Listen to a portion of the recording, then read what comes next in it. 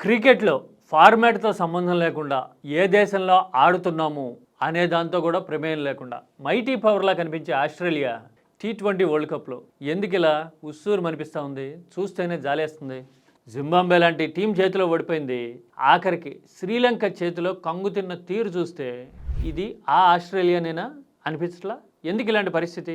కీలకమైన Patrick Cummins లాంటోళ్ళు, Hazlewood లాంటోళ్ళు చివరి నిమిషంలో ఫిట్నెస్ పోగొట్టుకోవటం అనేది పెద్ద దెబ్బ అయితే, సెలక్షన్లో ఇంటర్నల్ పాలిటిక్స్ ఆస్ట్రేలియాని గట్టిగా దెబ్బతీసినాయి. కావాలంటే మీరు చూడండి, కూపర్ కన్నోలీ లాంటి వాళ్ళని సెలెక్ట్ చేశారు. అతను ఏం ఆడుతున్నాడు? ప్రతి దాంట్లోనూ ఫెయిల్ అవుతున్నాడు.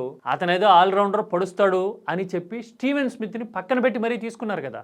తీరా చూస్తే స్మిత్ని తప్పక గతి లేక ఇన్క్లూడ్ చేసినా కూడా అతను వచ్చేలోపే బిచానా సర్దుకుపోవాల్సిన పరిస్థితి ఆస్ట్రేలియాకి వచ్చేసినట్టే కనపడతా ఉంది. అంతే కదా, బ్రహ్మాండమైన మొమెంటం క్రియేట్ చేసి ఫస్ట్ 9 ఓవర్స్లోనే 104 ఏమో కొట్టారు శ్రీలంక మీద. ఆ తర్వాత 180కి కొలాప్స్ అవడం చూస్తూ ఉంటే ఈ సరుకులేని ఆస్ట్రేలియా సంగతి తేలిపోయినట్టే ఉంది.